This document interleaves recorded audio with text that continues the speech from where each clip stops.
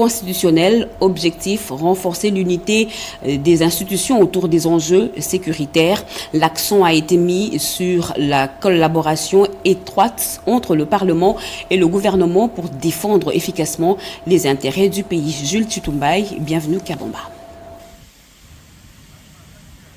Voilà, bonjour. Ça va? Bonjour. Trouver des solutions concertées aux problèmes cruciaux qui touchent à la vie des populations congolaises, telle est la finalité de la rencontre qui a réuni ce lundi autour du président de la République, Félix Tshisekedi, le président de l'Assemblée nationale et du Sénat, la première ministre, ainsi que le président de la Cour constitutionnelle. La réunion interinstitutionnelle présidée par son Excellence, Monsieur le Président de la République, commandant suprême des forces armées et de la police nationale. La réunion d'aujourd'hui était axée sur deux questions essentiellement.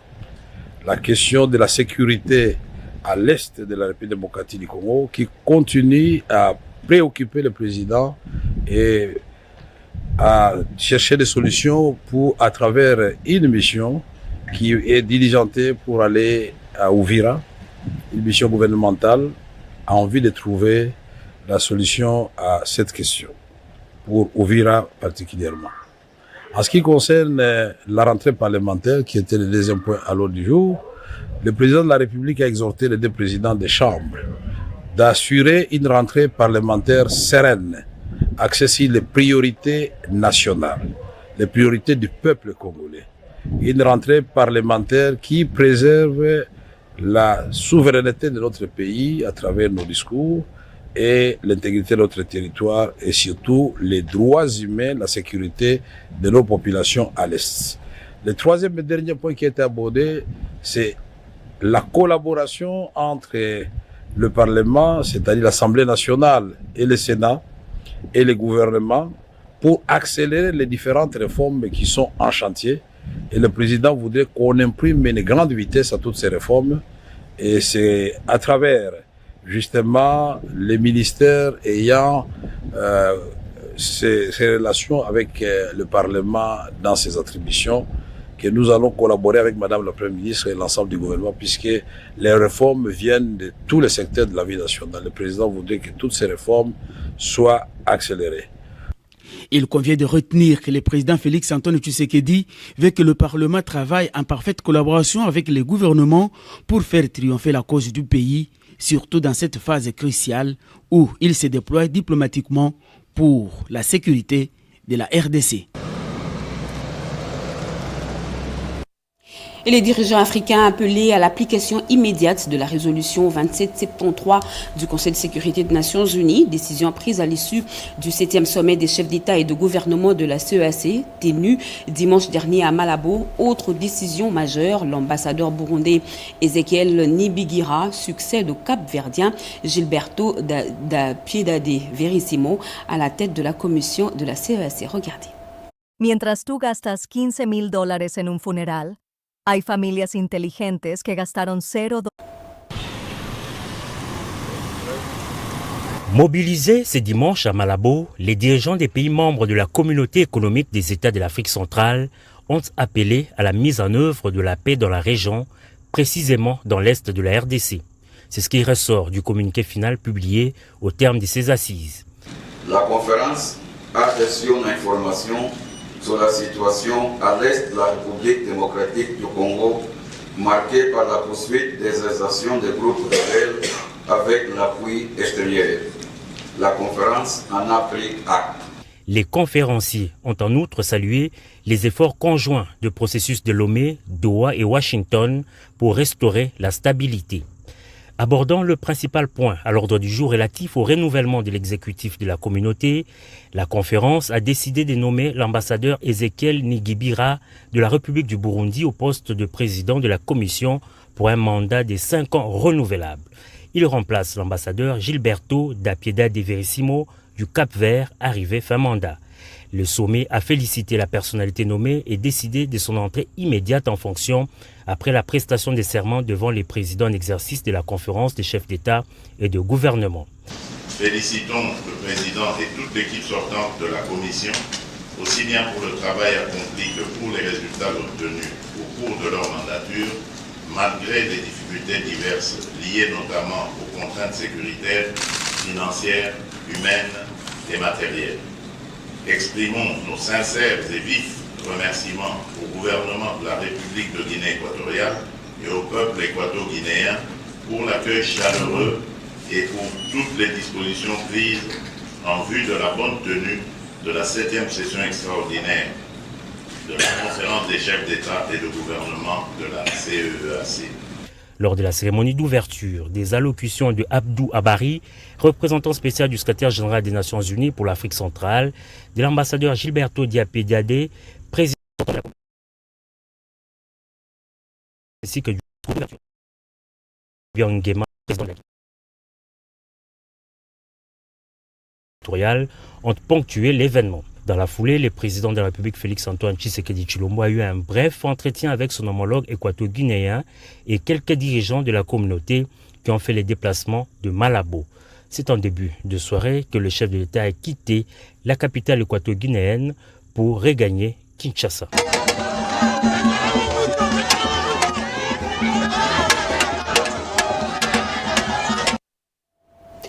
Et le président de la République vient de signer une série d'ordonnances. La lecture avec M. Roger Kalinga, porte-parole adjoint du chef de l'État. Bonsoir, M. Roger.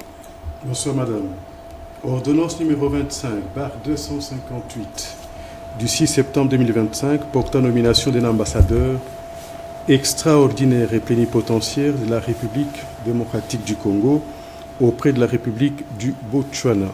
Le président de la République, vu la Constitution telle que modifiée par la loi numéro 11/0022 du 20 janvier 2011, portant révision de certains articles de la Constitution de la République démocratique du Congo du 18 février 2006, spécialement ces articles 69, 79, alinéa 3, 81, alinéa 1er, point 1 et 221.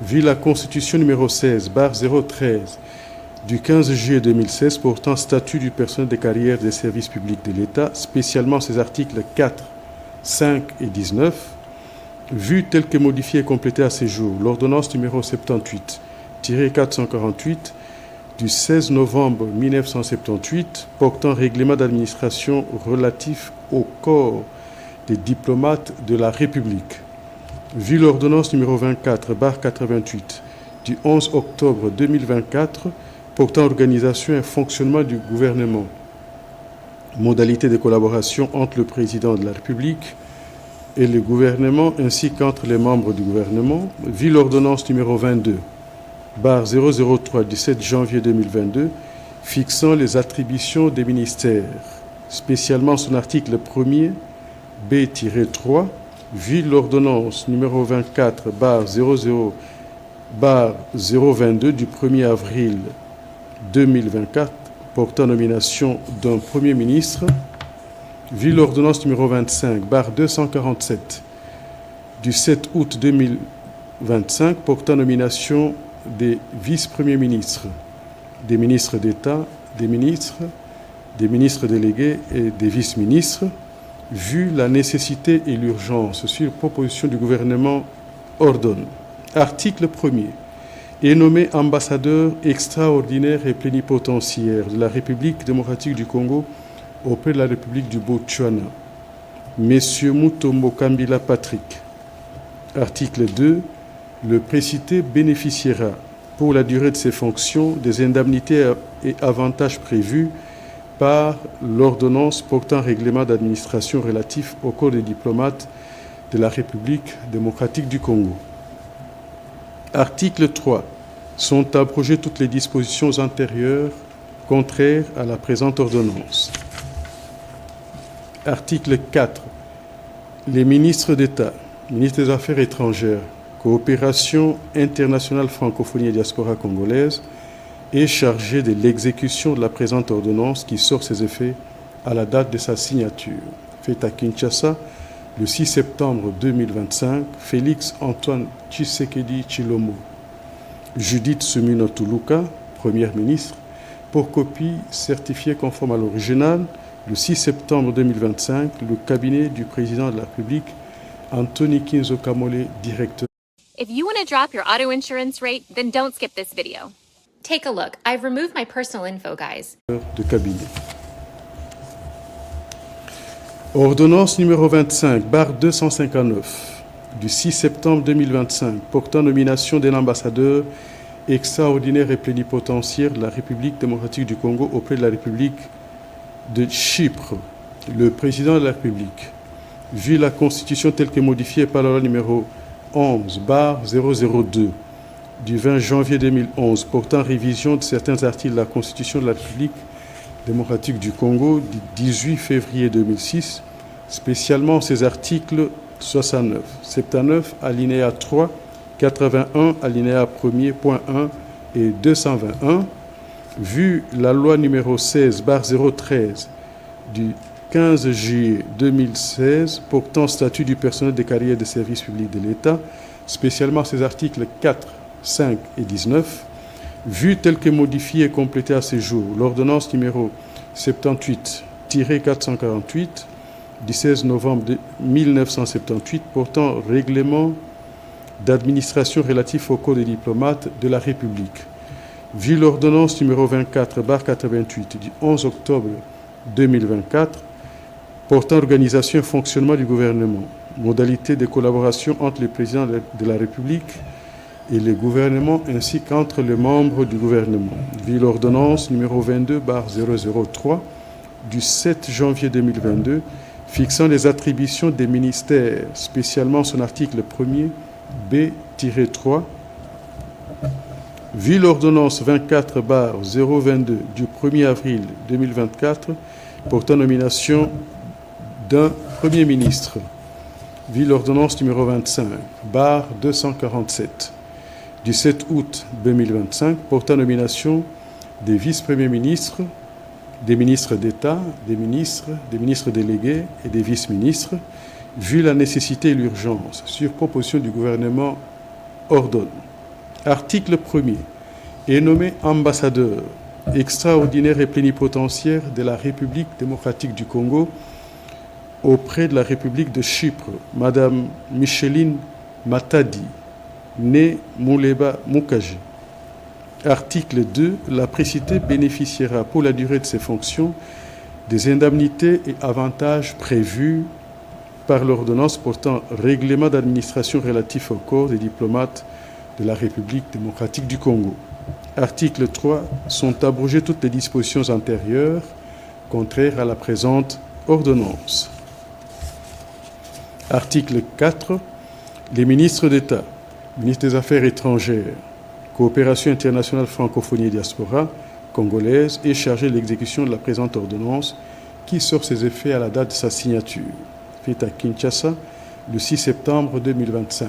Félix Antoine Tshisekedi Tshilombo, Judith Suminwa Tuluka, Première ministre, pour copie certifiée conforme à l'original.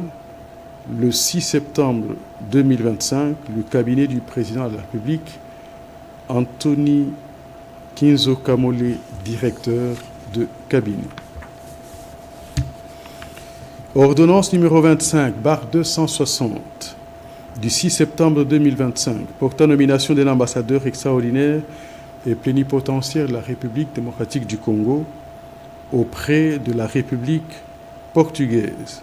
Le président de la République, vu la Constitution telle que modifiée par la loi numéro 11-002 du 20 janvier 2011 portant révision de certains articles de la Constitution de la République démocratique du Congo du 18 février 2006, spécialement ces articles 69, 79, alinéa 3, 81, alinéa 1er, point 1 et 221, vu la loi numéro 16-013 du 15 juillet 2016 portant statut du personnel de carrière de service public de l'État, spécialement ces articles 4, 5 et 19.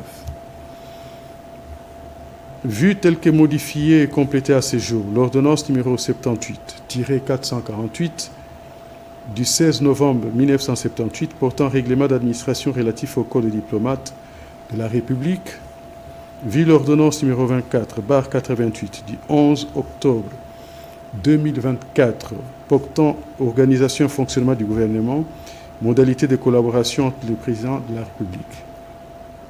et le gouvernement ainsi qu'entre les membres du gouvernement, vu l'ordonnance numéro 22/003 du 7 janvier 2022 fixant les attributions des ministères, spécialement son article 1er B-3, vu l'ordonnance numéro 24/022 du 1er avril 2024 portant nomination d'un Premier ministre, vu l'ordonnance numéro 25/247 du 7 août 2025 portant nomination des vice-premiers ministres, des ministres d'État, des ministres délégués, des vice-ministres, vu la nécessité et l'urgence, sur proposition du gouvernement, ordonne, article 1er, est nommé ambassadeur extraordinaire et plénipotentiaire de la République démocratique du Congo auprès de la République portugaise. This is Pod 5, the first fully immersive sleep system. Intelligent. Madame Tchala Tchishiku Fani. Article 2. La précitée bénéficiera, pour la durée de ses fonctions, des indemnités et avantages prévus par l'ordonnance portant règlement d'administration relatif au corps des diplomates de la République démocratique du Congo. Article 3. Sont abrogées toutes les dispositions antérieures contraires à la présente ordonnance. Article 4. La ministre d'État, ministre des Affaires étrangères, coopération internationale, francophonie et diaspora congolaise, est chargée de l'exécution de la présente ordonnance qui sort ses effets à la date de sa signature. Faite à Kinshasa, le 6 septembre 2025, Félix Antoine Tshisekedi Tshilombo, Judith Suminwa Tuluka, Première ministre, pour copie certifiée conforme à l'original, le 6 septembre 2025, le cabinet du président de la République, Anthony Kinzo Kamole, directeur de cabinet. Merci. Merci à vous. À Uvira, dans le sud Kivu, la situation reste tendue. Depuis le 2 septembre 2025, la ville est secouée par une série de manifestations. En toile de fond, un profond désaccord autour de la présence du général Olivier Gassita. Ce lundi, 8 septembre, les activités ont été paralysées. Heureusement, les forces de défense ont contenu tous les fauteurs des troubles. Oscar Balkaïch pour le commentaire. Au cours de cette marche pacifique organisée par la coordination des différentes plateformes de la société civile d'Uvira, de Fizi et Mwenga, sans omettre celle de ses environs, la vie a été perturbée dans cette partie de la République. Contrairement aux informations distillées dans les réseaux sociaux, les autorités militaires sur place ont dressé un bilan provisoire faisant état d'un enfant de 12 ans succombé des suites d'une balle perdue, de 9 blessés, dont 4 militaires, des FARDC et 5 civils. Certains manifestants incontrôlés voulaient à tout prix pénétrer dans l'enceinte de l'état-major du secteur des opérations Soukola 2, Sud Kivu, basé à Uvira. Le calme a été vite rétabli par les forces armées de la République qui appellent la population à ne pas céder à la panique, à la manipulation et surtout à la désinformation propagée dans les réseaux sociaux par les ennemis de la paix, la coalition AFC M23 et leurs alliés rwandais. Les forces armées de la République démocratique du Congo ont récupéré plus de 165 armes de guerre, des munitions et capturé plusieurs éléments du groupe armé CRP Zaïre de Thomas Lubanga dans le territoire de Djougou. Le commandant des opérations et gouverneur militaire de l'Ituri, le lieutenant-général Luboya Nkashamajoni, a présidé une réunion stratégique avec les commandants des grandes unités. Erika Mwesi. Lors de cette rencontre, le gouvernement militaire a réuni les commandants d'unités qui mènent des combats sur plusieurs fronts en Ituri. Un hommage solennel a d'abord été rendu aux soldats blessés et ceux tombés, armés à la main. Le lieutenant-général Luboya Nkashamajoni a félicité ses compagnons d'armes pour leur courage et leur détermination face aux groupes armés. Ensuite, aux côtés des officiers généraux et supérieurs des FARDC, les commandants d'opérations militaires a apporté ce soutien moral à ses frères d'armes blessés et internés à l'unité médicale d'intervention rapide, IMIR en sigle. Félicitations. Voilà les jeunes commandants dont on a besoin. Le gouvernement militaire s'est rendu également au secteur opérationnel Ituri. Là-bas, un bilan à mi-parcours des opérations lui a été présenté. Nous avons au total 135 armes AK et nous avons 3 pièces RPG-7, nous avons 3 pièces de PKM, 2 projectiles de 40 mm avec une pièce de projectile de 40 mm. Nous avons 357 munitions de AK-47, 7,62. Et nous avons 377 coups de PKM. Dans cette première phase des opérations menées contre la CRP Zaïre de Thomas Lubanga allié au M23, plusieurs miliciens ont été neutralisés. Des localités stratégiques et des sites miniers sont désormais sous contrôle des FRDC. Également, la réouverture des axes routiers Solenyama, Igabarrière, Lopa, Jina, Nizi, Mabanga restaure tacitement l'autorité de l'État. Un vœu profond du chef suprême des armées, Félix Antoine Tshisekedi Tshilombo. Et en marge de la 60e session du Conseil des droits de l'homme de l'ONU, la République démocratique du Congo plaide pour la reconnaissance du génocide oublié dans sa partie Est, organisée par le FONAREV. Cette rencontre a permis à la délégation congolaise présente à Genève d'exposer 30 ans de crimes, massacres, viols et autres atrocités à motivation économique. À travers une vidéo projetée, le président de la République, Félix Tshisekedi, a une nouvelle fois interpellé la communauté internationale. Gaëtan Magalano, Gédéon Mutombo nous envoie spéciaux. Pros and cons of different jobs that allow you to travel the world. Coding. But why coding? Well, for one, the starting salary. Au cœur de ces plaidoyers au Palais des Nations du Conseil des droits de l'homme, une thématique. 30 ans de conflits armés en RDC appelle à la reconnaissance de génocide oublié ou ignoré, à la vérité et à la justice.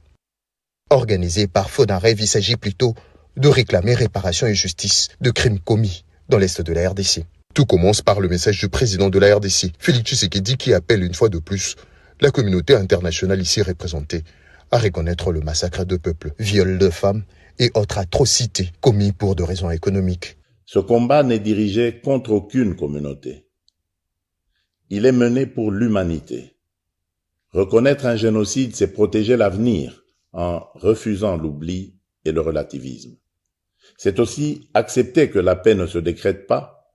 Elle se bâtit sur la vérité et la justice dans l'esprit de la réconciliation, avec des mesures concrètes de réparation, de mémoire et de réintégration des victimes dans la vie sociale. Selon les discours qui s'y sont succédés, membres du gouvernement, représentants du secrétaire général des Nations Unies, Bintou Keïta, professeurs et représentants des organisations, le Congo crie à la justice. La création de FONAREV constitue à nos yeux une réponse nationale forte, destinée à apporter consolation et réparation. Cette initiative interne mérite d'être accompagnée par une reconnaissance internationale des génocides, ainsi que par l'action urgente de la justice. Reconnaître un génocide, c'est refuser l'oubli, la RDC déterminée à en finir avec ces cycles de violence. Cet événement était un événement qui est censé attirer l'attention mondiale parce qu'un génocide, tous les génocides du monde doivent être reconnus. Et nous estimons qu'en RDC, il y en a eu beaucoup. Les plus récents, c'est peut-être sûrement les événements qui se sont passés dans le Rutshuru, avec un ciblage spécifique de l'ethnie Hutu. Et tout ça, c'est de l'horreur, et c'est de l'horreur qui doit s'arrêter. Plus jamais seul, ces messages a résonné une fois de plus pour solliciter l'implication de la communauté internationale pour honorer la mémoire de plus ou moins 12 millions de morts d'une agression barbare. Et en sport, c'est un duel au sommet qui s'annonce à Kinshasa ce mardi 9 septembre 2025. Les Léopards de la RDC affrontent les Lions de la Teranga du Sénégal au Stade des Martyrs dans le cadre des éliminatoires Zone Afrique du Mondial 2026 Groupe B. La pression monte à quelques heures de cette affiche décisive. Ce lundi, les deux sélectionneurs ont livré leurs impressions lors de la conférence de presse d'avant-match. Guevrin Tantou et Christian Ngakole. On aura une équipe en face de nous qui sera très bonne, avec de très bons joueurs. Et donc ça sera un gros match d'Afrique et c'est ce qu'on voulait. On savait qu'on avait ce match à domicile. Je peux vous dire que mes joueurs seront ultra motivés pour pouvoir remporter ce match. Forcément, ça va se jouer à des détails. Le match va être serré parce que c'est deux belles équipes. Mais notre détermination, on abordera ce match comme d'habitude. On est à domicile. Il n'y aura pas de surprise pratiquement dans notre équipe. Tout le monde connaît comment on joue. Ça veut dire qu'on a su avoir une identité de jeu, transmettre. Après, on jouera pour gagner ce match, ça c'est sûr. Après, il y aura des paramètres qui seront importants parce que je pense que le Sénégal doit également gagner ici. Ne peut pas se permettre de faire un match nul. Donc, ça veut dire que que ce sont des éléments tactiques qu'on verra au cours de la rencontre. On a envie de faire une troisième participation d'affilée à une Coupe du Monde. Donc on s'est préparé pour ça. Bon, en tant que joueur, je faisais partie des acteurs majeurs qui ont qualifié le Sénégal pour la première Coupe du Monde. Aujourd'hui, je pense que ça peut que être une motivation supplémentaire en étant sur le banc de touche du Sénégal. Aujourd'hui, le favori, c'est la RDC qui est premier du groupe. Donc voilà, nous, on est venus ici pour chercher des points. On a l'habitude de jouer ce genre de match. Maintenant, on sait qu'on aura en face un public vraiment qui sera derrière son équipe. Et nous, ce qu'on doit faire, c'est surtout être serein et surtout avoir beaucoup de lucidité parce que ces genres de matchs demandent beaucoup ça. Et à quelques heures du choc RDC-Sénégal ce mardi au Stade des Martyrs, l'effervescence gagne les Congolais entre espoir, pronostics et débats enflammés. Les réseaux sociaux vibrent déjà au rythme du match. Gaëtan Magalano nous plonge dans l'ambiance digitale de cette rencontre très attendue. Regardez. This video below has been taken down 3 times because it teaches you how to win lottery tickets every single. C'est un grand défi qui attend la République démocratique du Congo. Au stade de Martyrs de la Pentecôte, la RDC face à son histoire. Nous avons commencé cette histoire. Les léopards affronteront le lion de la Teranga ce mardi à Kinshasa, la capitale. À quelques heures de cette rencontre comptant pour les éliminatoires du Mondial 2026 dans le groupe B, le débat s'invite dans les réseaux sociaux. Et même, la Radio France Internationale évoque le sujet dans un article titré « Mondial 2026, nous n'avons pas peur à Kinshasa ». Les Congolais veulent maîtriser le Sénégal. Au plateau de Canal+, les invités de Charles Mbouya évoquent. Je trouve que la RDC n'a jamais été aussi près parce qu'ils sont sur une belle dynamique, ils ont stabilisé leur groupe, ils ont fait une demi-finale de Cannes. Dans cette poule-là, pour moi, la RDC a rendez-vous avec l'histoire. Entre humour et comparaison entre deux pays, le menu est sucré. Chancel Mbemba, les demi-dieux. Pour Kinshasa, le Sénégal est maîtrisable. Certains Congolais promettent même le célèbre Fimbu aux Sénégalais. On va vous maîtriser. Si le stade de Martyrs dévoile son vestiaire no look, deux animateurs de l'équipe nationale s'apprêtent déjà à faire le show de cette rencontre sportive. Comme vous pouvez le constater en RDC, tous les regards sont braqués ce mardi sur le Stade des Martyrs, théâtre du choc tant attendu entre les léopards et les lions de la Teranga du Sénégal. À la veille du match, le ministre des Sports Didier Boudimbo a effectué une descente sur les installations du Stade des Martyrs pour s'assurer des derniers réglages logistiques et techniques. Mardi 9 septembre 2025, le Stade des Martyrs de la Pentecôte sera le théâtre du choc RDC-Sénégal, comptant pour la 8e journée des éliminatoires à la Coupe du Monde 2026. Pour ce choc au sommet du groupe B, ce temple du football congolais a subi un vrai coup de balai pour le mettre à la hauteur de l'événement. La pelouse synthétique a d'ailleurs reçu une visite de l'inspecteur de la FIFA, Anthony Aparaili, qui en a certifié la qualité et salué au passage le travail de maintenance effectué par l'équipe sud-africaine de la société Limonta. L'inspection s'est faite hier. Il s'agit du test pour la FIFA, donc certification FIFA du terrain. On l'a trouvé en bon état pour FIFA Quality, c'est-à-dire qu'on va comparer les résultats au FIFA Quality. On n'a pas eu de problème particulier sur le terrain. Pour nous, la compétition peut avoir lieu. Pour se